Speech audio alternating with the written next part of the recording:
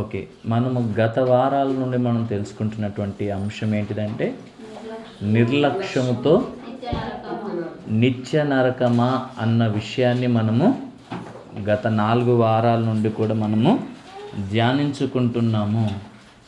ఈ దినము కూడా దాన్ని కొనసాగించుకుందాము. ఓకే, ఈ దినం మనం తెలుసుకుంటున్నటువంటి అంశం దాంట్లోనే యెహోవా ధర్మశాస్త్రమును నిర్లక్ష్యము చేయు వారి గురించి మనం ఈ దినము ఆలోచన చేద్దాం. దేని గురించి? దేవుని ధర్మశాస్త్రమును గురించి నిర్లక్ష్యము చేసేవారు. ధర్మశాస్త్రము అని అంటే బైబిల్, ఓకేనా? బైబిల్ను, దేవుని మాటలను నిర్లక్ష్యము చేసే వారి గురించి మనము ఈ దినము ఆలోచిద్దాము. ఒకసారి యెషయా గ్రంథము 5వ అధ్యాయము 24వ వచనాన్ని మనము చదువుకుందాం. యెషయా గ్రంథము 5వ అధ్యాయము 24వ వచనాన్ని మనము చదువుకుందాం. సైన్యములకు అధిపతియగు యెహోవా యొక్క ధర్మశాస్త్రమును నిర్లక్ష్యపెట్టుదురు.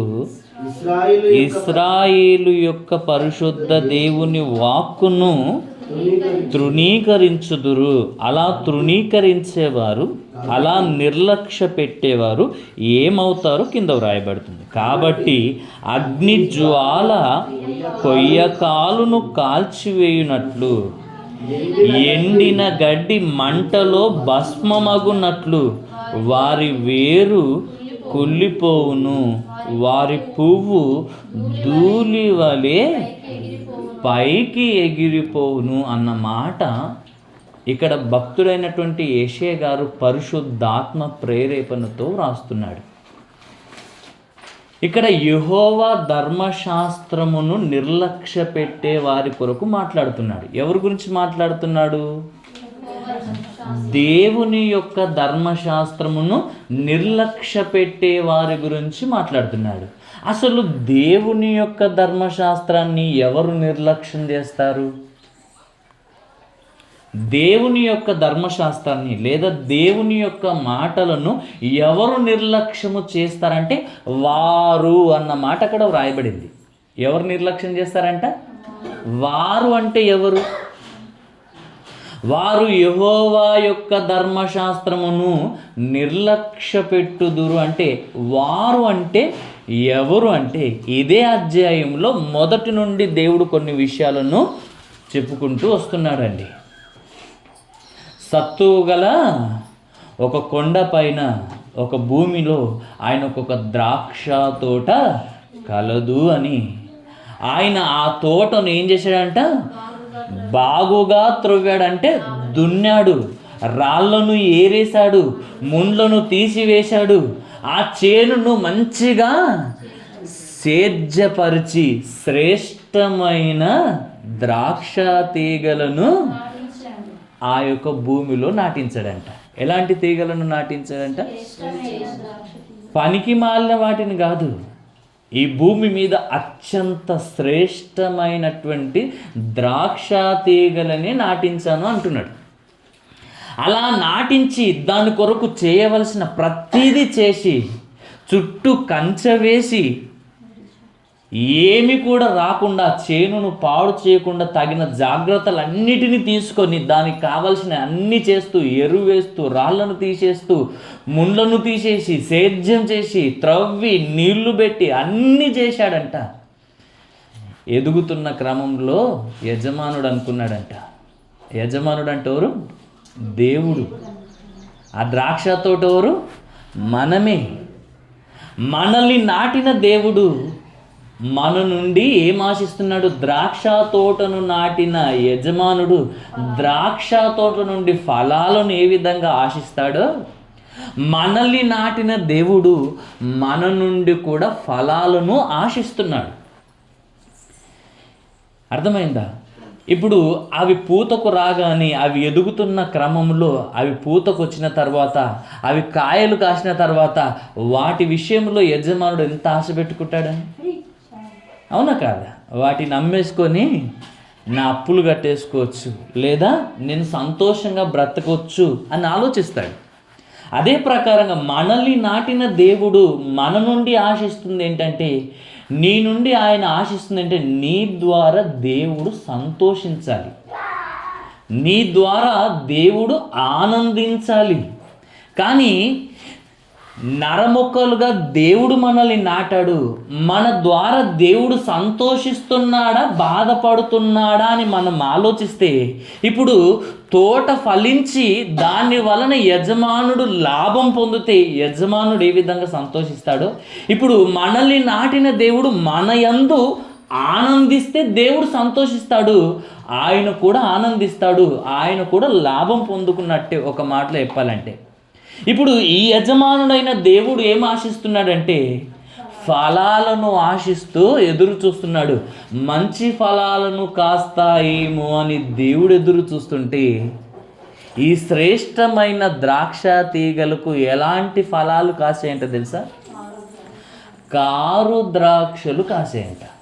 మంచి వాటినే దేవుడు నాటాడు కదా, మంచి వాటినే దేవుడు నాటాడు కదా. మళ్ళా కారు ద్రాక్షలు కాయడానికి గల కారణం ఏంటిది అని దేవుడు ప్రశ్నిస్తున్నాడు. దేవుడు ఎంత కోపడుతున్నాడంటే ఆ ద్రాక్ష తోట విషయంలో, నేను మంచి తోటనే నాటితే ఇవి మంచి ఫలాలను ఫలించడానికి బదులుగా కారు ద్రాక్షలను, చేదైన ఫలాలను ఇది కాయడానికి గల కారణం ఏంటిది? నా ద్రాక్ష తోట విషయమై నాకు న్యాయము తీర్చండి అని దేవుడు రోడ్డుకెక్కాడు. ఇప్పుడు పంచాయతీ పెడుతున్నాడు. ఎవరి గురించో కాదు, మన కొరకే. ఏమంటున్నాడు? దీనికి నేను చేయవలసిన అన్నిటిని చేశాను, ఇది నా మాట వింటుంది అని అనుకున్నాను. వింటున్నట్టే నటించింది, కానీ వారి క్రియలను చూస్తే ఏం కనబడ్డాయి అంటున్నాడు దేవుడు? మంచి ఫలాలు కాదు, కారు ద్రాక్షలు, చేదైన ఫలాలను వారు కాశారు. నీతి న్యాయమును నేను వారిలో చూడాలనుకున్నాను, నీతి న్యాయమునకు బదులుగా చెడుతనము, అన్యాయము, అధర్మము, అక్రమము వారిలో విస్తరించింది, అవిధేయత వారిలో విస్తరించింది అంటున్నాడు. ఆత్మ ఫలాలతో మనం నిండుకోవాలని దేవుడు ఆశిస్తే మనము ఏ ఫలాలతో నిండుకుంటున్నామని? పాప ఫలాలతో మనము నిండిపోయామండి. శరీర కార్యములు అనే ఆ పాపముతో నిలువెల్లా నిండిపోయాము. దేవుడు అలాంటి ద్రాక్ష తోట విషయమై నాకు న్యాయము న్యాయాధిపతి అయిన దేవుడే న్యాయము తీర్చమని అంటున్నాడు. ఎవరిని చెప్పండి? ఎవరిని అడుగుతున్నాడు?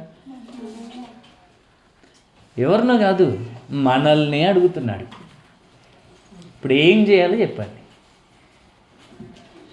నేను అన్ని శ్రేష్టమైనవే నాటాను, కానీ కారు ద్రాక్షలు ఎలా కాసాయో నాకు ఇప్పటికీ అర్థమవుతలేదు అంటున్నాడు. అంటే ఆత్మఫలాలతో, నీతి న్యాయములతో దేవుని వాక్య ప్రకారం బ్రతకాల్సినటువంటి మనము దేవుని వాక్య ప్రకారం బ్రతకకుండా నీతి న్యాయములకు బదులుగా పాపముతో నిండుకొని దేవుడు అంగీకరించని ఫలాలు అనగా పాపమును మన బ్రతుకులో, మన జీవితంలో, హృదయం అనే మన నేలలో పండిస్తూ దేవునికి బాధను మిగిలిస్తున్నామంట. అలాంటి వారి గురించి మాట్లాడుతున్నారు. మంచి ఫలాలు ఫలించాల్సినటువంటి శ్రేష్టమైన ద్రాక్ష తోట కారు ద్రాక్షలు కాసింది కదా. దేవుడు అంతకుముందు దాన్ని కాపాడడానికి కంచె వేశాడు కదా. కంచెను తీసేసి దీన్ని మొత్తం నాశనము చేస్తాను అని దేవుడు డిసైడ్ అయిపోయాడు. దేవుడు అంతగా డిసైడ్ అయిపోవడానికి గల కారణం ఏంటిదో కింద మొత్తం వివరించుకుంటూ వస్తున్నాడండి. దేవుడు అలా ఎందుకు డిసైడ్ అయిపోయాడు తెలుసా? అంతవరకు కంచె వేసి కాపాడిన దేవుడే కంచె తీసి దీన్ని నాశనం చేస్తాను అన్న నిర్ణయానికి వచ్చాడంటే కారణం ఏంటో తెలుసా? దేవుని పిల్లలమని చెప్పుకుంటున్నటువంటి మనము, దేవుని మాట వింటున్నామని అనుకుంటున్నటువంటి మనము దేవుని మాట వినడం లేదు. అందుకొరకే మంచి ఫలాలు అనగా ఆత్మ ఫలాలతో, నీతి ఫలాలతో, మంచి ఫలాలతో నిండుకోవాల్సినటువంటి మనము కారు ద్రాక్షలతో అనగా చేదైన ఫలములతో అనగా పాప ఫలాలతో నిండిపోయి దేవుణ్ణి బాధ పెడుతున్నామంట. ఇలా పాపమును పండించే ప్రతి ఒక్కరితో దేవుడు మాట్లాడుతున్నాడు. ఇలా పాపమును పండిస్తున్న వారందరూ కూడా ఎవరో తెలుసా? దేవుని మాటను తృణీకరించేవారు, దేవుని జ్ఞానమును విసర్జించేవారు అని దేవుడు చెప్పుకుంటూ వస్తూ ఇక్కడ వారు ఏం చేస్తున్నారంటున్నారు? సైన్యములకు అధిపతియగు యెహోవా మాటను, ఆయన ధర్మశాస్త్రమును నిర్లక్ష్య పెడుతున్నారు కనుకని వారిని నేను విసర్జించి ఉంటున్నాను, వారు నాకు అవసరము లేదు అంటున్నాడు. అలాంటి వారిని నేనేం చేయబోతున్నానంటే కంచదీసి నాశనం చేస్తానని చెప్పిన దేవుడు ఇప్పుడు ఏం చేస్తానంటుండో తెలుసా? ఏమంటున్నాడు కిందకు వచ్చిన తర్వాత? వారు ఇశ్రాయేలు దేవుని యొక్క పరిశుద్ధ దేవుని వాక్కును తృణీకరించుదురు. ఆయన ధర్మశాస్త్రాన్ని నిర్లక్ష్యం చేస్తున్నారంట. రెండోది, ఆయన మాటను వినడానికి బదులుగా విన్నట్టుగానే నటిస్తూ దేవుని మాటను తృణీకరిస్తున్నారంట. అంటే పట్టించుకోవడం లేదు. దేవుడు ఏం చెప్తున్నాడు, నేను ఎలా బ్రతకాలి, నా బ్రతుకును ఎలా సరిదిద్దుకోవాలి, ఎలా సరి చేసుకోవాలన్న ఆలోచనకు బదులుగా వింటున్నారు, నిర్లక్ష్యం చేస్తున్నారు. వినడం అనేది చాలా ప్రమాదకరమైనది. మీకు అర్థం కాని విషయం అది. వింటున్నామని మీరు భ్రమపడుతున్నారేమో, వినడము చాలా ప్రమాదకరం. ఎందుకో తెలుసా? విని నువ్వు దాని ప్రకారము నీ బ్రతుకును సరి చేసుకుంటే చాలా మేలు. విని నువ్వు పట్టించుకోకుండా దేవుడు నీతో ఎందుకు మాట్లాడుతున్నాడో ఆ విషయాన్ని నువ్వు గ్రహించకుండా విని విడిచిపెడతావు చూడండి, అది నీకెంత ప్రమాదం అంటే, వినని వారు నరకానికి వెళ్తే వారికి ఎలాంటి శిక్ష ఉంటుందో అంతకంటే ప్రమాదకరం, అంతకంటే భయంకరమైన శిక్ష విని సరి చేసుకోని వారికి ఉంటుంది. నా మాట మీకు అర్థమైతే ఆలోచించండి. విని దేవుడు నాతో ఈ మాట ఎందుకు మాట్లాడుతున్నాడు అన్న ఆలోచన లేకుండా వింటారు చూడండి, మీరు ఖచ్చితంగా నాశనంలో జోగుతున్నట్టే. పడిపోవడానికి, అగ్నిగుండంలో ఆరని అగ్నిలో పడిపోవడానికి చివర్లో నిల్చున్నట్టే. అంతేగా మీకంటే ప్రమాదకరమైన స్థితిలో లోకంలో ఎవ్వరు లేనట్టే. విని నిర్లక్ష్య పెట్టేవారు. దేవుడి మాటలు ఎందుకు మాట్లాడుతున్నాడు, నేను ఏం సరి చేసుకోవాలని మాట్లాడుతున్నాడని ఆలోచించి నీ బ్రతుకుకు దేవుని మాటలను ఆపాదించుకుంటే నీకు మేలు జరుగుతుంది. కానీ వింటే మాత్రము నీ నాశనాన్ని నీవే తెచ్చుకున్నట్టు. వినుట మట్టుకు వింటే. అర్థమైందా? వారి గురించి దేవుడు మాట్లాడుతున్నాడు. అగ్ని జ్వాల కొయ్యకాలను ఏ విధంగా కాల్చివేసి బూడిద చేస్తుందో నీ ఆనవాళ్ళు కూడా లేకుండా చేస్తానంటున్నాడు. అంటే దేవుడు ఇంత సీరియస్ కావడం గల కారణం ఏంటి మీరు ఆలోచించండి. ఇంకేమంటున్నాడు? ఎండిన గడ్డిని మీరు ఒకవేళ మంటలు వేయండి, ఏమైపోతుంది? బూడిదైపోతుంది. ఎంతసేపు ఉంటుంది అది దాని ఆనవాళ్ళు?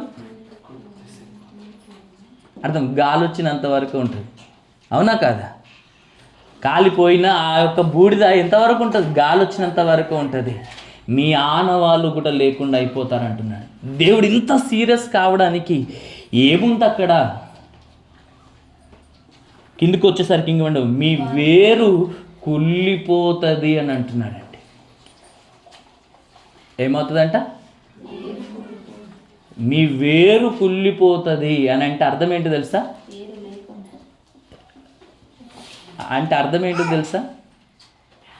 మీ వంశము నాశనం అయిపోతుందని. మరొక తను అంటాడు సంఖ్యాకాండంలో, ఆయన మాట విననొల్లని ఎడల మీ పాపమును బట్టి 7 శిక్ష విధిస్తానంటున్నాడు. నా మాట విననొల్లకపోతే, ఎవరితో అంటున్నాడు? అన్యులతో కాదు ఈ మాట. దేవుడు ఇంత సీరియస్ ఎందుకు మాట్లాడుతున్నాడు మీరు ఆలోచించాలి. ఆయన మాట వినకపోతే ఎంత ప్రమాదం ఉందో ఇక్కడ మనం తెలుసుకోవాలి. దేవుడు చెప్తున్నాడు, ఆయన యొక్క ధర్మశాస్త్రమును నిర్లక్ష్య పెట్టకూడదు, ఆయన మాటలను తృణీకరించకూడదు అని దేవుడు తన ప్రవక్తల ద్వారా, తన సేవకుల ద్వారా ఎన్నోసార్లు మాట్లాడుతున్నాడండి. ఆయన మాట వింటే ఏం లాభం చెప్పండి? ఒక మాట చెప్పాలా? అన్ని పాపాలకు మూలం ఏంటిదంటే ఆయన మాట వినకపోవడం. అన్ని పాపాలకు మూలం ఏంటిది? ఆయన మాట వినకపోవడం. అవునా కాదా? నువ్వు పాపము చేయకుండా ఉండాలంటే ఏం చేయాలి? ఇప్పుడు ఆయన మాట విని ఆ మాటకు లోబడి ఆయన చెప్పినట్టుగా నువ్వు బ్రతకాలి. నువ్వు పాపము చేయకుండా బ్రతకాలంటే ఇలా బ్రతకాలి. నువ్వు పాపము చేయాలి అని అంటే ఆయన మాట వినకపోతేనే పాపం. అర్థమైందా? ఆయనను ప్రేమించినట్లు అంటే దేనిని బట్టి చెప్తున్నాము? ఒకడు నన్ను ప్రేమించిన యెడల వాడు నా మాట వింటాడు అని కాదు చెప్తున్నది. వినే వాళ్ళందరూ మోసం చేసేటోళ్ళే దేవుణ్ణి. నిజం, దేవుని మాటలు వినేవారు అందరూ మోసం చేసేటోళ్ళే. దాన్ని గ్రహించి గైకొనువారు మాత్రమే, దాన్ని పాటించేవారు మాత్రమే దేవుణ్ణి సంతోషపెట్టేవారు, దేవుణ్ణి ప్రేమించేవారు. మీరు ఎలా ఉంటారో మీరు ఆలోచించుకోనండి. దేవుణ్ణి ప్రేమించే విధంగా ఉంటారా? అయితే ఆయన మాటకు సంపూర్ణమైన విధేయత చూపించి, దేవుడు ఏ విషయాన్ని నాకు చెప్తున్నాడు, ఎందుకు చెప్తున్నాడు, నేనేం మార్చుకోవాలని చెప్తున్నాడు, దీని ద్వారా నాకు ఏం మేలుందని ప్రతి ఒక్కరు ఆలోచించాలి. నా మాట విని నన్ను పంపిన వాని యందు విశ్వాసం ఉంచువాడు నశింపక నిత్య జీవం పొందుతానంటున్నాడు. అదే ప్రకారంగా మరణములో నుండి జీవములోనికి వాడు దాటుతానంటున్నాడు. తీర్పులోనికి కూడా రాకుండా పరలోకానికి వెళ్తాడన్న మాట కూడా మనకు యోహాను గారు రాసినటువంటి సువార్త 4వ అధ్యాయంలో 24వ వచనంలో మనకు కనబడుతుంది. 5వ అధ్యాయం 24వ వచనంలో మనకు కనబడుతుంది.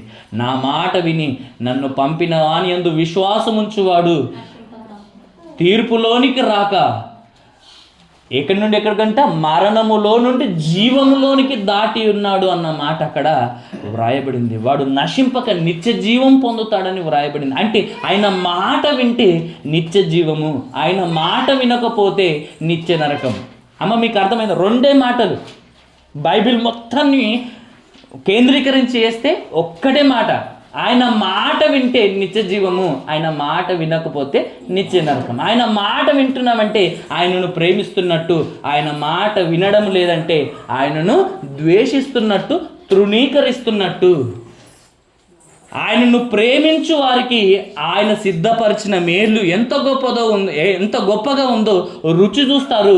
ఆయనను తృణీకరించేవారు, ఆయన మాటలను నిర్లక్ష్య పెట్టే వారి కొరకు దాగి ఉన్న శిక్ష ఎంత భయంకరమైనదో మరణించిన తర్వాత వారు రుచి చూస్తారు. ఇప్పుడు మనం తెలుసుకున్న విషయం ఏంటిదంటే, దేవుని యొక్క మాటలను, దేవుని యొక్క ధర్మశాస్త్రమును నిర్లక్ష్యం చేసిన, తృణీకరించిన ఏమైపోతామంట? మన నాశనమును మనమే కొని తెచ్చుకుంటున్నాము అని దేవుడు ఇక్కడ మనకు తెలియజేస్తున్నాడు. అదే ప్రకారంగా ఒక్కసారి ఎక్కడికి వస్తారంటే మీరు డైరెక్ట్ ఇర్మియా గ్రంథానికి వచ్చేసేయండి. ఇర్మియా గ్రంథము 7వ అధ్యాయము, ఇర్మియా గ్రంథము 7వ అధ్యాయము 23వ వచనం చదువుకుందాం. ఇర్మియా గ్రంథము 7వ అధ్యాయము 23వ వచనము, ఏదనగా నా మాటలు మీరు అంగీకరించిన ఎడల నేను మీకు దేవుడనై ఉందును, మీరు నాకు జనులయ్యుందురు, మీకు క్షేమము కలుగునట్లు నేను మీకు ఆజ్ఞాపించుచున్న మార్గమంతటి యందు మీరు నడుచుకొనుడి అన్న మాట ఇక్కడ వ్రాయబడింది. ఏమంటున్నాడు దేవుడు ఇక్కడ? మీరు నా మాటలు అంగీకరిస్తే నేను మీకు దేవుడనై ఉంటాను. దేవుడు ఎవరికి దేవుడు అంట? మత్తయి సువార్తలో కానీ మన కొత్త నిబంధనలో కొన్ని సందర్భాల్లో వ్రాయబడింది, ఆయన సజీవులకే దేవుడు కానీ మృతులకు దేవుడు కాదు. నేను అబ్రహాము దేవుడును, ఇస్సాకు దేవుడును, యాకోబు దేవుడును అని చెప్పుకుంటున్నారు. అప్పటికి అబ్రహాము, ఇస్సాకు, యాకోబు అనువారు చనిపోయారు. చనిపోయిన వారి దేవుడును అని దేవుడు ఎందుకు చెప్పుకుంటున్నాడు? వాళ్ళు శరీర సంబంధంగా చనిపోయారు కానీ ఆత్మ సంబంధంగా దేవుని దృష్టిలో బ్రతికే ఉన్నారు. ఎందుకంటే వారు ఈ భూమి మీద బ్రతికినంత కాలం ఎలా బ్రతికారో తెలుసా? దేవుని మాటలు విని అంగీకరించి ఆ మాటలకు సంపూర్ణ విధేయత చూపించి దేవుని వాక్యాన్ని 99% కాదు 100కు 100% పాటించిన భక్తులు. అందుకొరకే దేవుడు ఏమన్నాడు? నేను వారి దేవుడును అని చెప్పుకున్నాడు. ఇప్పుడు దేవుడు నీ దేవుడనని చెప్పుకోవాలంటే ఇప్పుడు నువ్వేం చేయాలి? వారు ఎలా బ్రతికారో మీరు కూడా అలానే బ్రతకాలి. వారు దేవుని మాటకు ఎంత విధేయత చూపించారో మీరు కూడా అంత విధేయత చూపించాలి. వారు దేవునికి ఎంత భయపడ్డారో మీరు కూడా అంతే భయపడాలి. అప్పుడు దేవుడు అంటాడు, మీరు నా మాటలను అంగీకరించి ఉన్నారు. ప్రతి మాట వినడం కాదు, అంగీకరించడం, దాని ప్రకారం జీవించడం తక్షణమే మనం చేయాల్సిన పని. కానీ ఈ విషయంలో మనం ఏం చేస్తున్నామంట? నిర్లక్ష్యం చేస్తున్నామంట. నిర్లక్ష్యం చేసేవారు ఎవరంట? కంచె తీసివేయబడిన వారు. కంచె ఎవరికి తీసేస్తాడు దేవుడు? నాశనము చేయాలనుకుంటున్నటువంటి వారు. అంటే నాశనానికి జోగుతున్న వారే దేవుని యొక్క వాక్యాన్ని నిర్లక్ష్యం చేస్తారు. మీకు అర్థమైంది కదా ఈ మాట? అంటే నాశనానికి సిద్ధపడుతున్నటువంటి వారే, లేదా నరకానికి జారిపోవడానికి రెడీగా ఉన్నవారే దేవుని మాటలు నిర్లక్ష్యం చేస్తారు, తృణీకరిస్తారు. వారిలో మీరుంటే మాత్రం ఖచ్చితంగా మీరు జాగ్రత్త పడాల్సినటువంటి అవసరత చాలా చాలా ఉంది. నిర్లక్ష్యం చేస్తే ఆ నిర్లక్ష్యము ఖరీదు ఎంత గొప్పదో మీరు రుచి చూచే వరకు మీకు అర్థం కాదు. అర్థమైందా? ప్రతి వస్తువుకు ఖరీదు ఉంటుంది కదా, ఉంటుందా ఉండదా? ఉంటుంది, ఖచ్చితంగా ఉంటుంది. ఇప్పుడు కొంతమంది ఉంటారు, ఎగ్జామ్స్ రాయడానికి వెళ్తుంటారు, ఆ క్రమంలో 1 నిమిషమో 2 నిమిషాలు లేట్ అవుతుంటుంది. అవునా కాదా? వాస్తవానికి ఎగ్జామ్కు ముందు ఒక అర్ధగంట ముందే అక్కడ ఉండాలి. కానీ వీళ్ళు ఏం చేస్తారు? కొంతమంది నిర్లక్ష్యం చేశా, లేకుంటే బస్సులు ట్రాఫిక్ జామ్ అయ్యా, ఏదో కారణాల వల్ల 1-2 నిమిషాలు లేట్ అయింది అనుకోండి, రానిస్తారా? అవునా కాదా? ఆల్రెడీ టైం చెప్పాము, ఆ టైం కంటే ముందే ఉండాల్సినటువంటి మీరు నిర్లక్ష్యం చేశారు. 1 నిమిషము కూడా లేట్ అయినా రానివ్వము అని ముందే ప్రకటన కూడా చేస్తారు. ఇప్పుడు 1 నిమిషం లేట్ అయిన వాళ్ళ పరిస్థితి ఎలా ఉంటుంది చెప్పండి. మొన్న ఒక వీడియో చూసిన, కాళ్ళు పట్టుకొని ఏడుస్తుంది. ఒక ఎగ్జామ్ కొరకు, ఎంసెట్ ఎగ్జామ్ కోసమే వీడియోలో చూసిండి, కాళ్ళు పట్టుకొని ఏడుస్తుంది. ఛాన్స్ ఇవ్వలేరండి. మొత్తుకుంటుంది, ఏడుస్తుంది, కింద పడి బొడుతుంది. ఒక మాట చెప్పాలంటే అయినా కానీ ఛాన్స్ ఇవ్వలేరు. అంటే అన్న సమయానికి రాకపోతే 1 నిమిషం లేట్ అయితే అధికారులే ఇంత కఠినంగా ప్రవర్తిస్తే అది తప్ప ఆల్రెడీ చెప్పాల్సినటువంటి విషయాలను ముందే చెప్పారు. అన్నీ చెప్పిన తర్వాత సమయాన్ని పాటించాల్సిన బాధ్యత ఉంది చెప్పండి. ఎగ్జామ్ రాసేవారిదే. ఇంకేమనంటే కొందరు ముందు రోజు పోతారు, ఆలస్యం అవుతుందని. అవునా కాదా? ఇంత జాగ్రత్తగా ఉండాలి. కానీ నిర్లక్ష్యం చేస్తే ఆ నిర్లక్ష్యం ఖరీదు ఏమైంది అక్కడ? కన్నీరే. అర్థమైందా కాలేదా? ఇప్పుడు నేను ఇంకొక మాట చెప్తాను. దేవుడు నోవాహు కాలంలో ఉన్న ప్రజలందరికీ నోవాహు గారికి ముందుగా చెప్పాడు. ఏమని చెప్పాడు? దేవుడు భూలోకమును చూసినప్పుడు అది పాపముతోను బలత్కారముతో పూర్తిగా నిండిపోయింది కనుక దానిని నాశనం చేయాలనుకున్నాడు. ఆ విషయాన్ని మొట్టమొదటిగా ఎవరికి చెప్పాలనుకున్నాడు? తన మాట వినే భక్తునికి చెప్పాలనుకున్నాడు. నోవాహు చెప్పాడు. నోవాహు, ఈ భూలోకము పాపముతోనూ బలత్కారంతో నిండిపోయింది, నా సన్నిధిని వీరి అంతము వచ్చి ఉన్నది కనుక నీవు రక్షించబడాలంటే నువ్వేం చేయి? ఇప్పుడు నీ కొరకు, నీ ఇంటి వారి కొరకు ఓడను సిద్ధపరచుకో అని దేవుడు మొట్టమొదటి ఎవరికి చెప్పాడు? నోవాహు గారికి చెప్పాడు. చెప్పిన తర్వాత నోవాహు గారు ఓడ సిద్ధపరచుకుంటున్నాడు. ఓడ సిద్ధపరచుకుంటున్న క్రమంలో 100 సంవత్సరాలు ఈయన సువార్త ప్రకటించాడంట. ఎన్ని సంవత్సరాలంట? 100 సంవత్సరాలు వారిని కాపాడాలని దేవుడు ఎన్ని ప్రయత్నాలు చేశాడంటే 100 సంవత్సరాలు సువార్త ప్రకటించాడంట నోవాహు గారి ద్వారా. వినలేదు.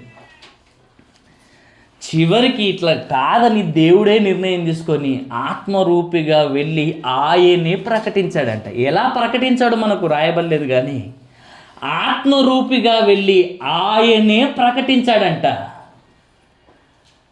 అప్పుడైనా దేవుని మాట వినాలి కదా. ఇప్పుడు దేవుడు ఏం చేశాడు? నోవాహును ఆయన కుటుంబాన్ని ఓడలోనికి పంపించాడు. ఆకాశపు తూములు విప్పి లోకమును మొత్తం నాశనం చేశాడు. ఇప్పుడు నేను అడుగుతున్న ప్రశ్నకు మీరు సమాధానం చెప్పండి. ఇప్పుడు ఒకనాటి నోవాహు కాలములో ఉన్న ప్రజలు నాశనం కావడానికి గల కారణం దేవుని కోపమా, ఆ ప్రజల యొక్క నిర్లక్ష్యమా? అవునా కదా? ఏంటిది? వాళ్ళు చనిపోవడానికి గల కారణం ఏంటిదంటే దేవుని కోపమా, ఆ ప్రజల యొక్క నిర్లక్ష్యమా? 100 సంవత్సరాలు ఎవరైనా చెప్తారా? ఒక్కసారి 2 సార్లు చెప్పి విసిగిపోతాము. చెప్పి మనం ఏమంటాము ఇంకా? అవునా కదా? నీకు చెప్పి దండుగా అనేసి ఏమంటాము? విసిగిపోతాము. చెప్తే విననోన్ని చేయడంగా చూడాలి, విడిచిపెట్టేసేయండి అవన్నీ, వానికి చెప్పకండి, వాడు వినోడు కూడా అంటాం. కానీ వారు వినరని తెలిసిన 100 సంవత్సరాల అవకాశం ఇచ్చాడు. మారుతారేమని. మారారా? 40 రాత్రింబగళ్ళు ప్రచండమైన వర్షాన్ని, ఆకాశపు తూములను విప్పి భయంకరమైన వర్షాన్ని కురిపించి నాశనం చేస్తాను అని దేవుడు చెప్పిన మాటను నిర్లక్ష్యం చేసిన వారే చచ్చిపోయారు. అవునా కదా? అంటే ఇక్కడ కారణం దేవుని కోపం కాదు, వారి యొక్క నిర్లక్ష్యం. అవునా కదా? అదే ప్రకారంగా ఇశ్రాయేలీలు 430 సంవత్సరాలు ఐగుప్తు దేశంలో బానిసలుగా ఉన్నారు. దేవుడు మోషే ద్వారా వారందరినీ ఐగుప్తు చెరలో నుండి విడిపించాలన్న ఆలోచన కలిగి మోషేను పంపిస్తాడు. విషయాన్ని చెప్పిన తర్వాత ఇప్పుడు ఫరో రాజు ఏమంటాడు తెలుసా? అసలు నీ మాట విని, నువ్వు పంపిన దేవుని మాట విని నేను నీ పిల్లలను లేదా ఇశ్రాయేలీలను పంపించడానికి అసలు యెహోవా ఎవడు అని ఆయన గర్వపు మాటలు మాట్లాడి దేవుని దుర్భాషలాడతాడు. మోషే నువ్వు వచ్చేసి అంటాడు. నీవు మరలా పంపిస్తాడు. నీవు నా ప్రజలైన ఇశ్రాయేలీలను పంపించకపోతే ఇదిగో ఈ తెగుళ్ళు నీ దేశం మీదికి వస్తాయి అని దేవుడు ముందుగానే ఫరోకు చెప్పాడు. చెప్పలేదా? చెప్పాడండి. ఎంత భయంకరమైన తెగుళ్ళు అంటే అంత భయంకరమైన తెగుళ్ళు అండి. ఆ భయంకరమైన తెగుళ్ళు నీ దేశం మీదకి వస్తాయి అనేసి చెప్తే ఆయన వినాలా వద్దా? వినలేదు. వినకపోవడం ద్వారా ఏం జరిగింది తెలుసా? అంతవరకు ప్రపంచంలోనే ధనిక దేశంగా అత్యాధునికమైనటువంటి దేశముగా, నాగరికత కలిగినటువంటి దేశంగా పేరు పొందినటువంటి ఐగుప్తు దేశం ఆనవాళ్ళు కూడా లేకుండా మారిపోయిందండి. సర్వనాశనం అయిపోవడం గల కారణం ఏంటిదంటే దేవుని మాటను నిర్లక్ష్యం చేయడం. ఇశ్రాయేలీయులు విడిపించబడ్డారు. విడిపించబడిన తర్వాత దేవుడు వారికి చెప్పాడు, 6 సంవత్సరాలు నేను మీకు పాలు తేనెలు ప్రవహించి ఈ దేశాన్ని మీకు ఇచ్చాను కదా. ఇప్పుడు ఈ దేశంలో మీరు మీ భాగాలను పంచుకున్నారు కదా. మీ పొలములను మీరు ఏం చేయాలి? ఇప్పుడు 6 సంవత్సరాల వరకు కంటిన్యూగా సేద్యం చేసుకోండి. కానీ 7వ సంవత్సరం మాత్రము విశ్రాంతి సంవత్సరము. ఆ సంవత్సరమైన ఎవ్వరు కూడా పంటలు వేయొద్దు. అలా పంటలు వేయని ఆ కాలంలో పండిన పంటలు మీ దేశంలో ఉన్న అనాథలకు, పరదేశులకు, విధవరాన్లకు మీరు ఇవ్వాలి. వారికే అధికారం ఇవ్వాలని. అంటే ఇశ్రాయేలీయులు దేవుని మాట వినలేదు. 6 సంవత్సరాలు మీరు పంటలు పండించుకోండి, 7వ సంవత్సరం మాత్రము విశ్రాంతి కాలంగా పంటలు పండియొద్దు, ఏ ఒక్కరు కూడా విత్తొద్దు అని చెప్తారు. కానీ ఇశ్రాయేలీయులు ఏం చేస్తారు తెలుసా? దేవుని మాటను నిర్లక్ష్యం చేసి ఏం చేస్తారు? ప్రతి సంవత్సరము పంటలు పండించారు. పంటలు పండించిన తర్వాత దేవుడు ఏం చేస్తాడు తెలుసా? ఈ విశ్రాంతి కాలమునకు బదులుగా ఇశ్రాయేలీయులను అందరినీ కూడా చెరలోనికి పంపించి 70 సంవత్సరాలు ఇశ్రాయేలు దేశానికి లేదా పాలస్తీనా దేశానికి విశ్రాంతి కాలాన్ని నియమించాడు.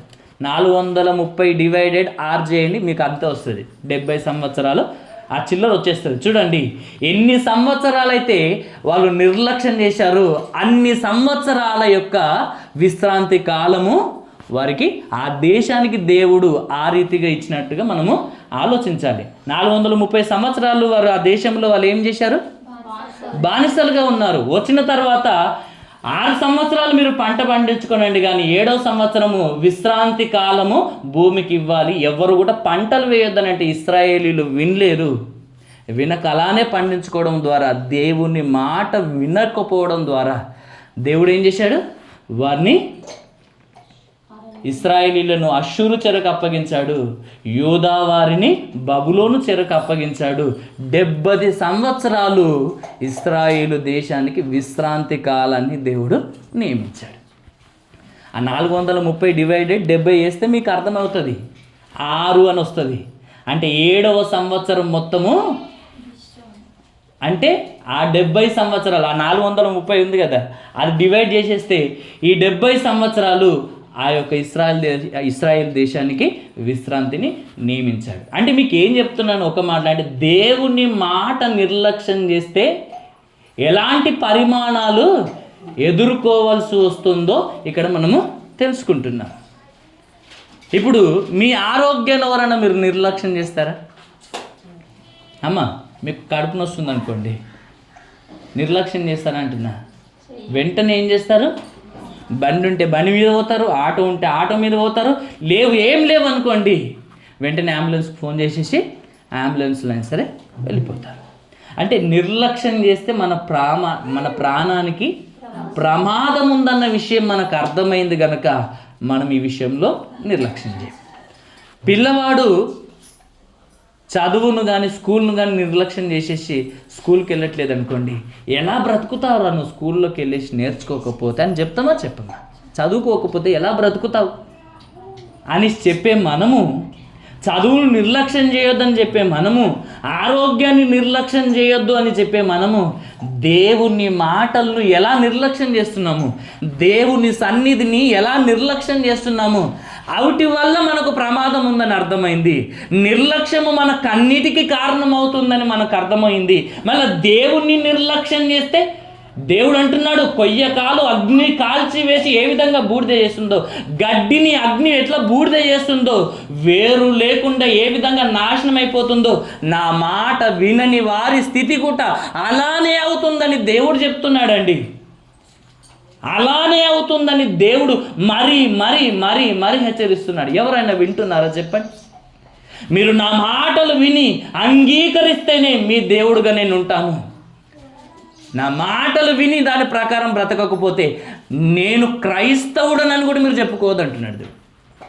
మీరు నా పిల్లలు అని కూడా చెప్పుకోవద్దు అంటున్నాడు. ఏం చెప్పుకోవాలి? నేను దేవుని బిడ్డను కాను అని చెప్పుకోనండి. ఆయన మాట వినకపోతే, ఆయన మాటకు లోబడకపోతే నేను దేవుని బిడ్డను కానని చెప్పుకోనండి. కానీ నువ్వు ఒకవేళ నేను దేవుని బిడ్డను క్రైస్తవుడనని చెప్పుకుంటే మాత్రం నువ్వు వేషధారుడవే, ఖచ్చితంగా నీకు శిక్ష తప్పదు. ఆయన మాట వింటేనే నువ్వు దేవుని బిడ్డవని చెప్పుకో, లేకపోతే చెప్పుకోకు అని దేవుడు ఖండితంగా చెప్తున్నాడు. ఆయన మాట వినని వారి విషయంలో నోవాహు కాల ప్రజలు ఏమైపోయారో మనకు అర్థం కావాలి. ఐగుప్తు దేశం ఏమైపోయిందో మనకు అర్థం కావాలి. ఇశ్రాయేలీల గతి ఏమైందో మనకు అర్థం కావాలి. అయినా దేవుడు ఎన్ని విషయాలను మన ముందు పెట్టినా దేవుడు మనల్ని ముందు ఎన్ని విషయాలను పెట్టినా, ఎంతమందిని మన ముందు పెట్టి మనకు పాఠం నేర్పించాలనుకున్నా మనకు బుద్ధి రాదు. మనం మారము. నిజంగా చెప్తున్నానండి, ఎంత కఠినులు అయిపోయారంటే అందరూ నటించేవాళ్ళే.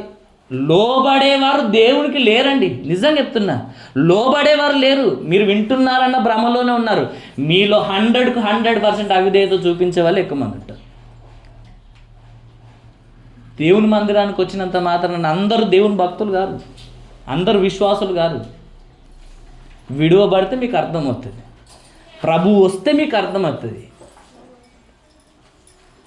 మీరు ఎలాంటి వారో మీకు అర్థమవుతుంది. అప్పటి వరకు మీకు అర్థం కాదు. ఇంకా నటించండి. పాపం అనే భ్రమలో మీరు ఎంతకాలం ఉంటారో ఉండండి, ఎంతకాలం నటిస్తారో నటించండి. మీ నటనకు మాత్రము రావాల్సిన శిక్ష మామూలుగా ఉండదు. ఎలా ఉంటుంది తెలుసా? వేష్యనైనా ఏం చేస్తాడు దేవుడు? అవునా కదా? వాళ్ళే ఉన్నారంట. వచ్చేవారని చెప్తాను అక్కడ. వీలైతే వాళ్ళే ఉన్నారంట. దేవుని రాజ్యానికి ముందు వరుసలో వాళ్ళే ఉన్నారంట. అందరూ వారిని తృణీకరిస్తారు. వీళ్ళు వేషలు, వ్యభిచారులు, దొంగలు, హంతకులు అని వాళ్ళని అనుకుంటాం. నేను వాళ్ళకి ఏమన్నా వేస్తున్నానని అనుకుంటాం మనం. కానీ వాళ్ళకంటే పాపలు మనమే. ఒక మాటలో చెప్పాలంటే లోకంలో దేవుని ఎరగకుండా పాపం చేస్తుంటారు చూడండి, వాళ్ళకంటే దౌర్భాగ్యులు ఎవరంటే మనమే. ఎందుకంటే వాళ్ళకు దేవుని మాటలు తెలివే కనుక వాళ్ళు అలా ప్రవర్తిస్తున్నారు. దేవుని మాటలు విని తెలుసుకున్న తర్వాత కూడా పాపం చేసేవారిని మాత్రం దేవుడు అస్సలు క్షమించాడు. ఇది బుద్ధిపూర్వకమైన పాపము.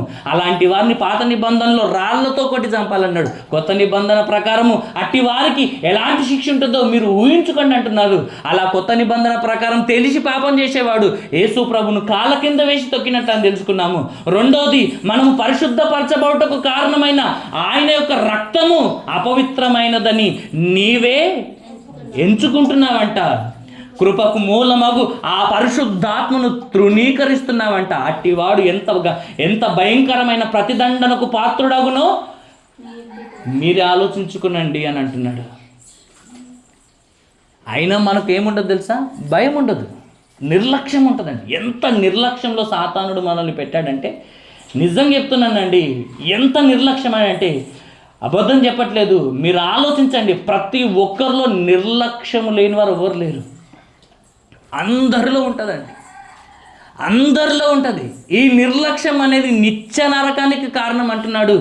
పాత నిబంధనలో దేవుడు ఏమంటున్నాడు? ఒక మాట, ఒక సేవకుని మాట వినకపోతేనే దేవుడు ఎలా రియాక్ట్ అవుతున్నాడు? ద్వితీయోపదేశకాండం తీయండి. ద్వితీయోపదేశకాండము 17వ అధ్యాయము. ద్వితీయోపదేశకాండము 17వ అధ్యాయము 12వ వచనం. ద్వితీయోపదేశకాండము 17వ అధ్యాయము 12వ వచనం. మరియు ఎవడైనను మూర్ఖించి అక్కడ నీ దేవుడైన యెహోవాకు పరిచర్య చేయుటకు నిలుచు యాజకుని మాటనే గాని, ఆ న్యాయాధిపతి మాటనే గాని విననొల్లని ఎడల వాడు చావవలెను అని అంటున్నాడండి. అట్లు ఆ చెడుతనమును ఇశ్రాయేలీలలో నుండి పరిహరింపవలెను. అప్పుడు జనులందరూ విని భయపడి మూర్ఖ వర్తనమును విడిచిపెట్టెదరు. మూర్ఖంగా ప్రవర్తించి ఒక దైవజనుని మాట వినకపోతేనే వాడు ప్రజలలో ఉండకుండా కొట్టివేయబడాలని దేవుడు అంటున్నాడంటే మీరు ఆలోచించాలి. దేవుడు ఆయన మాట వినకపోతే ఎంత సీరియస్ అవుతున్నాడో మీకు అర్థం కావాలి. ఆయన సహించడంటండి. ఆయన మాట వినకపోతే ఆయన సహించడు. ఆయన మాట వినమని ఎందుకు అంటున్నాడంటే నీకు క్షేమము కలుగునట్లుగా నా మాట వినంటున్నాడు. నువ్వు నరకానికి వెళ్ళకూడదంటే నా మాట వినంటున్నాడు. నువ్వు నిత్య జీవం చేరుకోవాలంటే నా మాట వినమంటున్నాడు. నిత్యము ఆనందంగా ఉండడానికి నా మాట వినయ్యా. నువ్వు నా మాట విని నాకేదో చేయమని అంటలేదు. నా మాట విను, నీకు మేలు కలుగుతుంది. నీ అందు నేను ఆనందిస్తాను. నేను పుట్టించినందుకు నేను సంతోషిస్తాను. కానీ నువ్వు నా మాట వినక నీ నాశనాన్ని నీవే కొని తెచ్చుకుంటున్నావు. ఎలాంటి శిక్షను కొని తెచ్చుకుంటున్నావో తెలుసా? భయంకరమైన ఒక నరక శిక్షను.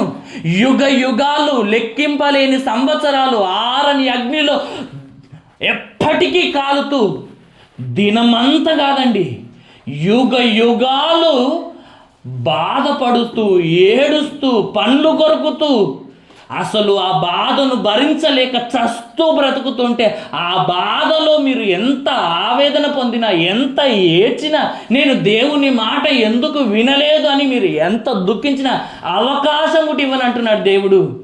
కానీ ప్రతి వారము దేవుడు మనతో మాట్లాడుతుంది. ఎందుకో తెలుసా? ఈ వారం అన్న నువ్వు మాటలు వినాలి, ఈ మాటలన్న వినేసి నీ బ్రతుకు మార్చుకోవాలని దేవుడు ఆనాడు నోవాహు కాలపు ప్రజలకు 100 సంవత్సరాల అవకాశం ఇచ్చినట్టుగా ఈనాడు మారమని తెలిసిన, మీరు నరకానికి వెళ్తారని దేవునికి తెలిసిన దేవుడు ప్రతి వారం మనతో ఎందుకు మాట్లాడుతున్నాడు తెలుసా?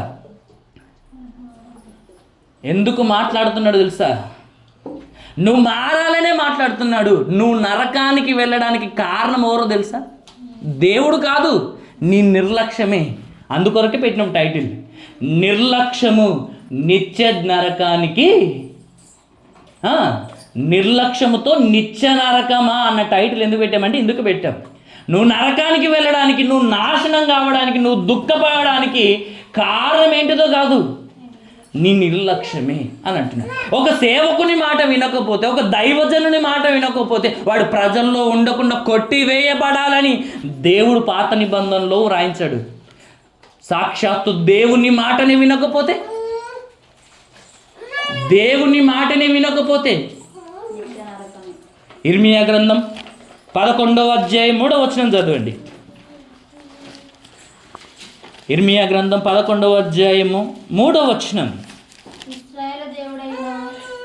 ఇశ్రాయేలు దేవుడైన యెహోవా సెలవిచ్చినదేమనగా, ఈ నిబంధన వాక్యములను విననొల్లని వాడు శాపగ్రస్తుడు అని వ్రాయబడింది. ఎవరంట శాపగ్రస్తులు? అర్థమైందా? ఏమంటున్నాడు? పాత నిబంధనలో ఒక దైవజనుని మాట వినకపోతే వాడు ప్రజల్లో ఉండకుండా కొట్టివేయబడాలని దేవుడు ఒక సేవకుని మాట వినకపోతేనే అంత సీరియస్గా రియాక్ట్ అయ్యాడు. సాక్షాత్తు నువ్వు దేవుని మాట వినకపోతే ఏమంటున్నాడు? ఈ నిబంధన వాక్యములను విననొల్లని వాడు శాపగ్రస్తుడు, శాపగ్రస్తుడు, శాపగ్రస్తుడు అని వ్రాయబడింది. మనకు తెలుసు కదా మత్తయి సువార్తలు. కుడివైపు ఉన్నటువంటి వారితో దేవుడు ఏమంటాడు? నా తండ్రి చేత ఆశీర్వదింపబడిన వారలారా, లోకం పుట్టినది మొదలుకొని మీ కొరకు సిద్ధపరిచిన ఆ యొక్క రాజ్యమును మీరు స్వతంత్రించుకొనండి అని చెప్తాడంట. పరిశుద్ధులతో, దేవుని మాట వినేవారితో. ఆయన ఎడమ వైపు ఉన్నటువంటి మేకలతో ఏం చెప్తాడంటే తెలుసా? అర్థమైందా? శపింపబడిన వారలారా. ఏమంటున్నాడు? ఎవరు ఆ శాపగ్రస్తులు అని అంటే, ఎవరు ఆ శపింపబడిన వారంటే ఇక్కడ రాయబడిన మాట ఏమని రాయబడింది ఇక్కడ? దేవుని మాటలను విననొల్లని వాడు శాపగ్రస్తుడు. ఆ శాపగ్రస్తులతో ఏమంటున్నాడు యేసు ప్రభు? శపింపబడిన వారలారా, అపవాదికిని వాని దూతలకు సిద్ధపరిచిన నరకములోనికి పొండి అని దేవుడు మాట్లాడుతున్నాడు. ఇప్పుడు ఆలోచించండి, కుటుంబ విషయాలను మాట్లాడుకోవటానికి మనం ఎంత సమయం ఇస్తాం? ఒక భార్య అంటది, నాకు టైమే ఇస్తలేవు నాతో మాట్లాడడానికి, నాతో సరిగ్గా మాట్లాడతలేవు, నా మాటలు వింటలేవు, ఎప్పటికీ నీ పనిలే నీ పనిలే నీ పనిలే అంటాం. అంటే ఒక భార్య తన మాట వినకపోతే భార్య బాధపడుతుందా పడతలేదా? భర్త కూడా భార్య మాట వినకపోతే భార్య విషయంలో కూడా ఏం చేస్తాడు? బాధపడతారు. ఎందుకు చెప్తున్నాను ఈ మాట? ఎందుకు చెప్తున్నాను ఈ మాట అంటున్నా?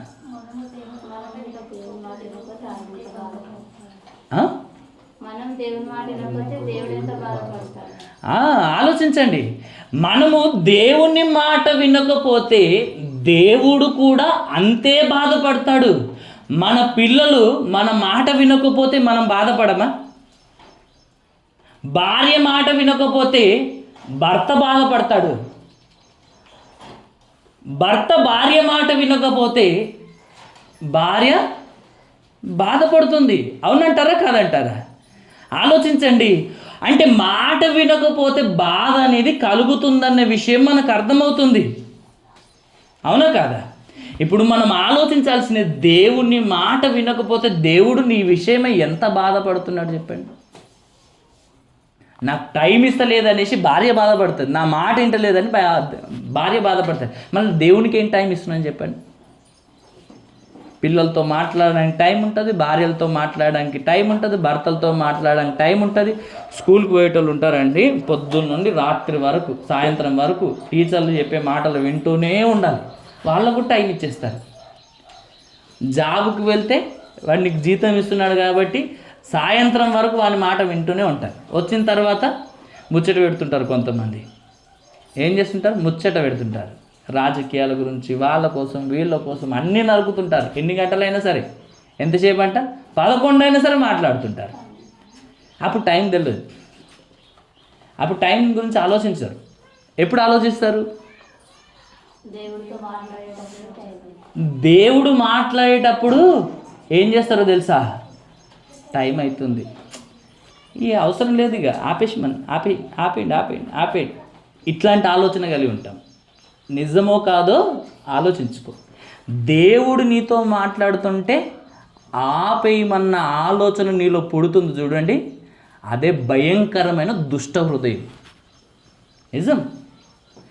అలాంటి హృదయం కలిగినటువంటి వారే దేవుని యొక్క ధర్మశాస్త్రాన్ని, ఆయన మాటను తృణీకరిస్తారంట.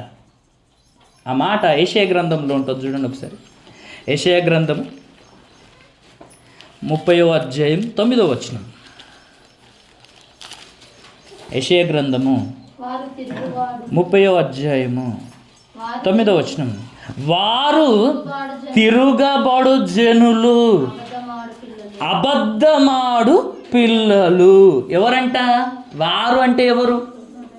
మనం ఇంతకుముందు తెలుసుకున్నాం. కంచె తీసివేయబడిన వారు, దేవుడు నాశనం చేయాలనుకుంటున్నటువంటి లిస్టులో ఉన్నవారు ఏం చేస్తారంటే దేవుని మాటలను తృణీకరిస్తారు, దేవుని యొక్క ధర్మశాస్త్రాన్ని తృణీకరిస్తారు, నిర్లక్ష్యం చేస్తారు. వాళ్ళు ఏం చేస్తారు? వాళ్ళు తిరుగుబాటు చేస్తారు. అంటే దేవుని మాట వినరు, దేవుని మాటకు లోబడరు, అడ్డం చెప్తారు. అర్థమైందా?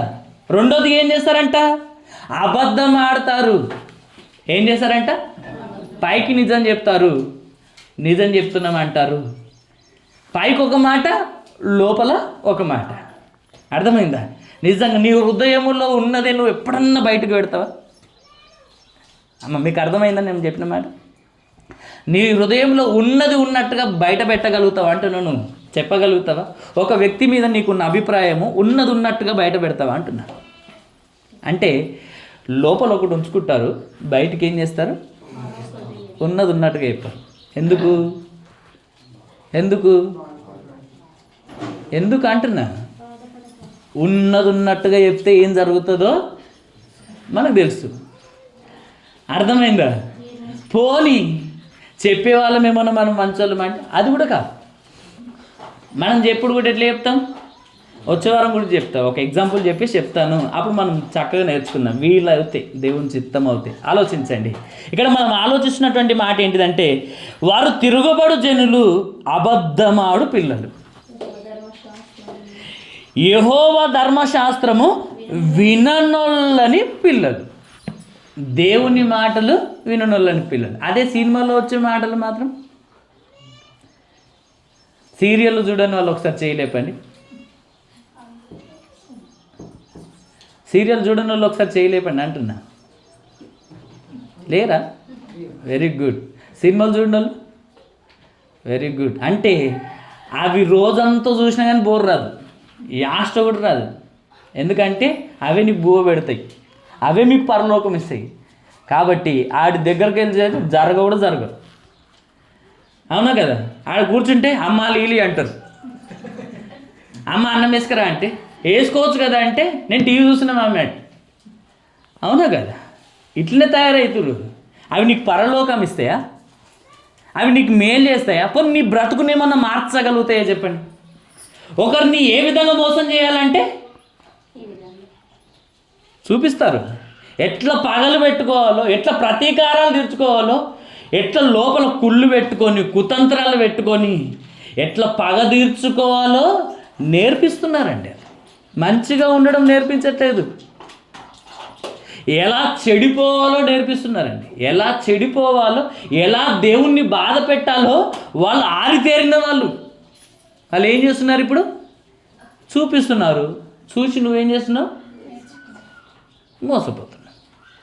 అవును కదా? అవి చూస్తే బోర్ రాదు, యాస రాదు. దేవుని మాటలు వింటే మాత్రం ఎక్కడ లేని బాధ, ఎక్కడ లేని దుఃఖం, ఇరిటేషన్ మామూలుగా ఉండదు. ఇక అరికాల నుండి వస్తుంటుంది.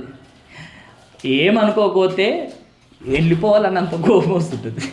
నిజమా కాదా? అబద్ధమా కాదా?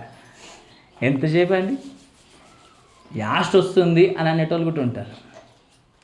దేవుని మాటలు వినడానికి ఒక 2 గంటలు కూడా నువ్వు సమయాన్ని కేటాయించకపోతే నువ్వు పరలోకంలో దేవునితో పాటు ఉండేవాడివేనా అంటున్నా. ఈ దేవుని మాటలు వింటూ దేవునితో సహవాసం చేస్తూ నీ బ్రతుకును మార్చుకునే సహవాసం ఇది. ఈ సహవాసంలోనే నువ్వు ఉండకపోతే పరలోకంలో దేవునితో పాటు నువ్వు యుగ యుగాలు ఉంటావా? ఉండవు. అందుకోకే దేవుడు ఏం చేస్తున్నాడు? నువ్వు నాతో ఉండలేవమ్మా. 2 గంటలే నువ్వు నా సన్నిధిలో నువ్వు ఉండకపోతే పరలోకంలో నువ్వు నాతోటి యుగ యుగాలు ఉంటావా? ఉండలేవు. కాబట్టి నీ కొరకు ఒక ప్రత్యేకమైన ప్లేస్ ఏర్పాటు చేశాను, అక్కడనే వెళ్ళేసి యుగ యుగాలు అక్కడనే ఉండు అన్నట్టు. అర్థమైందా? దేవుడు ఎంత బాధపడుతూ మాట్లాడుతున్నాడు తెలుసా ఈ మాటలు. అక్కడ వ్రాయబడినటువంటి మాటలను ఆలోచిస్తే వారు తిరగబడు జనులు, పైకి తిరగబడరు, అస్సలు పైకి తిరగబడరు. అందరు విధేయులుగానే ఉంటారు. తిరగబడతారా? దేవుని మాటలు చెప్తుంటే ఎవరన్నా అడ్డం మాట్లాడతారా? ఎవ్వరు మాట్లాడరు. కానీ మీ క్రియల్లో మాత్రము దేవుడు చెప్పిన మాట వినకుండా ఆయనకు పూర్తి వ్యతిరేకంగా అడ్డం తిరిగినట్టు ప్రవర్తిస్తారు. నిజం. అబద్ధము ఆడట్లేదు అని మనం అనుకుంటాం, కానీ లోపల ఉన్నది మొత్తం అబద్ధం. బయటికి మాత్రం ఏదో మంచివారిగా మాట్లాడుతుంటాం. లోపల ఉన్నది బయట పెడితే అసలు విషయం బయట పడుతుంది. నిజమా కాదు? ఇప్పుడు నా గురించి ఒక అభిప్రాయం ఉంటుంది, ఇతరుల గురించి ఒక అభిప్రాయం ఉంటుంది. ఉన్నది ఉన్నట్టుగా ఎవరు చెప్పారని చెప్పాను కదా. అవును కదా? లోపల అనుకునేవారు లోపల అనుకుంటారు, లోపల తిట్టుకునేవారు లోపల తిట్టుకుంటారు, లోపల ద్వేషించేవారు లోపలే ద్వేషిస్తారు. ఇలాంటి వారు చాలా ప్రమాదకరము. అలాంటి మనస్తత్వం మనకు ఉండకూడదు అంటున్నాడు. ఎలాంటి మనసు ఉండాలంటే క్రీస్తు కలిగిన మనసే మనము కలిగి ఉండాలని దేవుడు మనకు మరీ చెప్పిన మనం వినకపోతే మాత్రము మీరు ఏ విధంగా రక్షించబడతారో మీరు ఆలోచించుకోనండి. ఇక్కడ దేవుడు చెప్తున్నాడు, యెహోవా ధర్మశాస్త్రము విననొల్లని పిల్లలుగా ఉంటున్నారంట. వాళ్ళు ఏమంటున్నారంట? దర్శనము చూడవద్దని దర్శనము చూచు వారితో చెప్పుదురు, యుక్త వాక్యములను మాతో ప్రవచింపకుడి, మృదువైన మాటలనే మాతో పలుకుడి. ఎలాంటివి చెప్తారంట? యుక్తమైన మంచి మాటలు మాకు చెప్పకండి, మేము మారాలని ఏ విషయాలు మాకు చెప్పకండి. ఎలాంటి విషయాలు చెప్పండి? మీరు ఆశీర్వదించబడతారు, మీరు దీవించబడతారు, మీరు గొప్ప జనాంగంగా మారిపోతారు, ఇలాంటి మాటలే చెప్పు. కానీ మా బ్రతుకులను మార్చుకునే యుక్తమైన మాటలను మాత్రము చెప్పకండి. ఎందుకంటే మేము మారం, చెప్పి కూడా వేస్ట్. అది ఓలంటున్నారు, నేనంటలేను. అక్కడ వ్రాయబడిన మాటలే అలా ఉన్నాయి. చూడండి ఏం చెప్తారంట, యుక్త మాటలు, యుక్తమైన మాటలు మాతో పలకకండి, మృదువైన మాటలే, హెచ్చరికమైన మాటలు అస్సలే చెప్పొద్దు అంటాడు. హెచ్చరికలు అసలు వద్దంట. హెచ్చరికలు వద్దంటే ఏది చెప్పినా కానీ సున్నితంగా చెప్పాలి. డాక్టర్ దగ్గరికి వెళ్ళేసి ఆపరేషన్ మాత్రం చేయాలి కానీ నాకు చిన్న గాయం కూడా కావద్దు అన్నాడు అనుకోండి, ఎలా ఉంటుంది? అర్థమైందా? అర్థం కాలేదా? నా రోగం తగ్గాలి కానీ ఒక చిన్న సూది కూడా నాకు ఇవ్వద్దని అంటే ఎట్లుంటుంది చెప్పు? అర్థమైందా? అర్థం కాలేదా? అంటే డాక్టర్ వైద్యం చేస్తే ఖచ్చితంగా నొప్పి ఉంటుంది. దేవుని మాటలు కూడా వింటున్నప్పుడు నొప్పి కలుగుతాయి అంటున్నాడు, నొచ్చుకుంటుంది అంటున్నాడు. నొచ్చుకుంటే కొందరికి నచ్చదు. ఎప్పటికి ఇలాంటి మాటలు మాట్లాడుతున్నారన్న ఉద్దేశంతో కూడా కొంతమంది ఏం చేస్తుంటారు, నొచ్చుకొని వినడానికి ఇష్టపడరు. అలా ఇష్టపడతలేవంటేనే నీకు అర్థం కావాలి. ఏమర్థం కావాలి తెలుసా? నువ్వు దేవుని దృష్టిలో లేవు అని. ఒక మాటలో చెప్పాలంటే నువ్వు నరకానికి వెళ్ళే లిస్టులోనే ఉన్నావు. ఎందుకో చెప్పాలా? దేవుడి మాటలు విని నువ్వు నొచ్చుకుంటున్నావంటే, నీ హృదయం గాయపరచబడుతుందంటే నువ్వు పరలోకానికి దగ్గరలోనే ఉన్నట్టు. దేవుని మాటలు విన్నా కానీ సూది కూర్చున్నాడు కానీ చీమ కరిచినట్టు కూడా అనిపించలేదు అనుకో, నువ్వు చాలా ప్రమాదకరంగా ఉన్నావు. అంటే నీ హృదయం కఠినంగా మారిపోయిందని అర్థం. అర్థమైందా? నీ హృదయం కఠినంగా మారిపోయిందని అర్థం. దేవుని మాటలు వింటున్నప్పుడు నీకు నొప్పి కలుగుతుందంటే వెంటనే ఏం చేయాలి? సరి చేసుకోవాలి. దేవుడు నేను సరి చేసుకోవడానికి ఈ మాటలు చెప్పాడు కాబట్టి నేను సరి చేసుకుంటాను, ఆయన మాట వింటాను, ఏది చెప్పినా ఆయన మాట తప్పను అని మనము నిర్ణయం తీసుకోవాలి. ఆయన మాటను విననొల్లని వాడు శాపగ్రస్తుడు. ఆ శాపగ్రస్తులతో దేవుడు చెప్పే మాట, అపవాదికి నీ వాని దూతలకు సిద్ధపరిచిన నరకములోనికి పొండి అని చెప్తాడు. అర్థమైందా? కాబట్టి అలాంటి వారిగా ఉంటే దేవుడు అంటున్నాడు, వారు దేవుని మాటలు వినరు, లోబడరు, తిరుగుబడతారు, అబద్ధమాడతారు, లోబడినోళ్ళని ప్రజలుగా ఉంటారు. వారు యుక్తమైన మంచి మాటలు మాకు చెప్పకండి, మృదువైన మాటలనే చెప్పండి అని అంటారంట. ఇంకేమంటారంట? మాయా దర్శనములను కనండి, నిజాలు చెప్పకండి. నిజాలు చెప్పకండి. మాయా దర్శనములను కన్నామని ఏదేదో ఊహించుకొని ఏదోదో చెప్పండి, కథలు చెప్పండి, మేము నమ్ముతాం, కానీ మంచి మాటలు మాత్రము మాకు చెప్పకండి అంటారు. అడ్డము రాకండి, మేము ఏదైనా పాప పనులు చేస్తే మాకు అడ్డం చెప్పకండి, చేయండి, మీకు ఇష్టం వచ్చినట్టుగా బ్రతకండి అని చెప్పాలంట. అడ్డము రాకుండి త్రోవ నుండి తొలుగుడి, ఇశ్రాయేలు దేవుని సంగతి మా ఎదుట ఎత్తకండి. అర్థమైందా? ఇలా ఉంటుందంట వారి మనసులో, ఇలా ఉంటుందంట అంటున్నా. ఇంత అవిధేయత చూపిస్తున్నారంట. మనం ఇంతకుముందు చదువుకున్నాం కదా, ఇర్మియా గ్రంథం 7వ అధ్యాయంలో 23వ వచనం చదువుకున్నాం కదా. 24వ వచనం నుండి ఒకసారి చదవండి అట్లనే.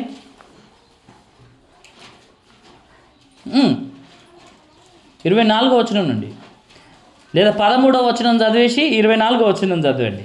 7వ అధ్యాయం ఇర్మియా గ్రంథము 7వ అధ్యాయము 13వ వచనం చదవండి ఫస్ట్.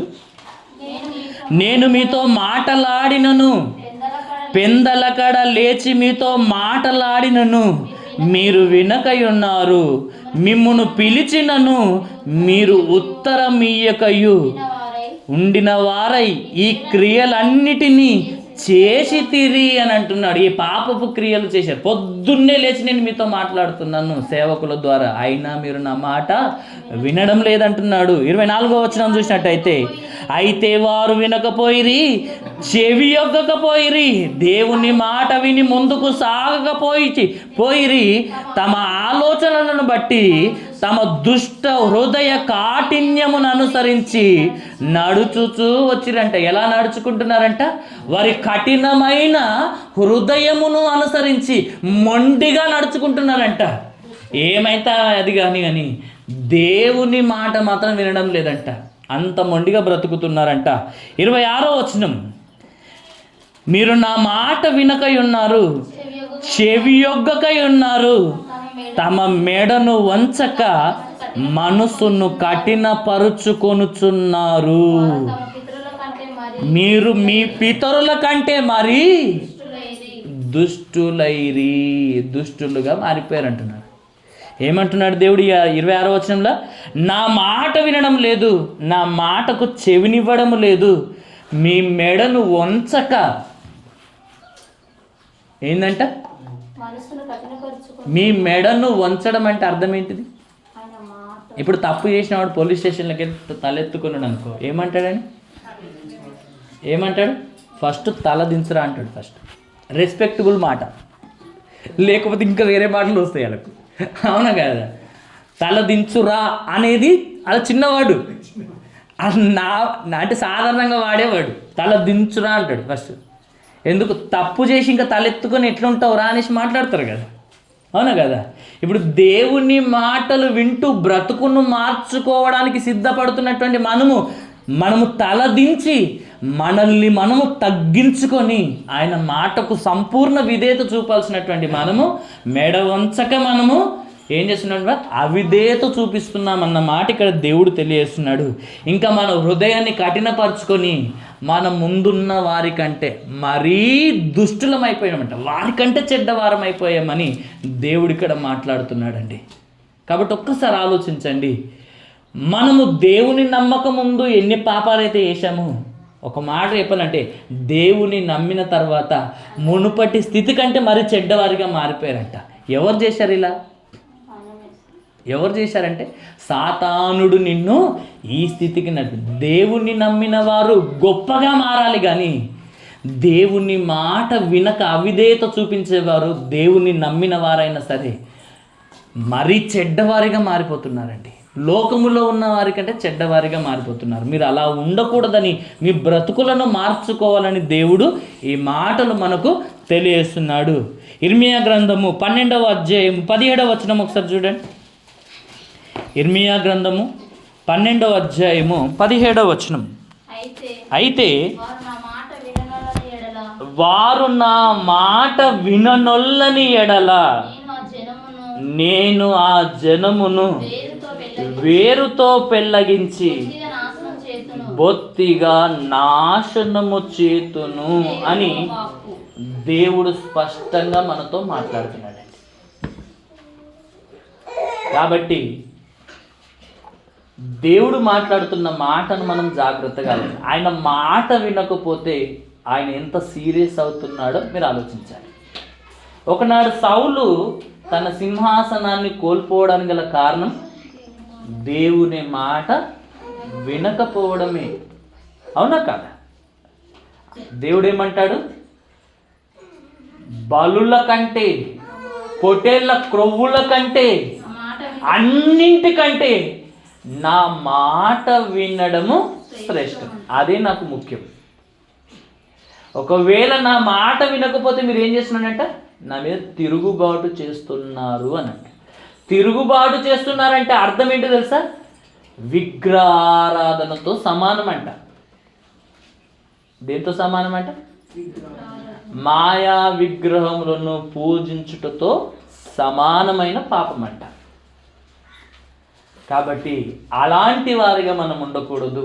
దేవుడు ఎందుకు చెప్తున్నాడు ఈ మాట అంటే మన బ్రతుకును మార్చుకోవడానికి, మన నరకాన్ని తప్పించుకొని పరలోకం చేరుకోవడానికి దేవుడు ఈ మాటలు చెప్తున్నాడు. కనుక విన్నటువంటి ఈ మాటలను విని విడిచిపెట్టకూడదు. వినినటువంటి సంగతులను ఏం చేయాలంట? అంగీకరించి వాటి ప్రకారము బ్రతకాలి. హెబ్రీలకు రాసినటువంటి పత్రికలు అంటాడు ఆ మాట, మనము వినిన సంగతులను విడిచిపెట్టి కొట్టుకొని పోకుండునట్లు వాటి యందు మరీ విశేషమైన జాగ్రత్త కలిగి ఉందుము అని దేవుడు చెప్పాడు. మరీ విశేషమైన జాగ్రత్త దేని విషయంలో కలిగి ఉండాలంట?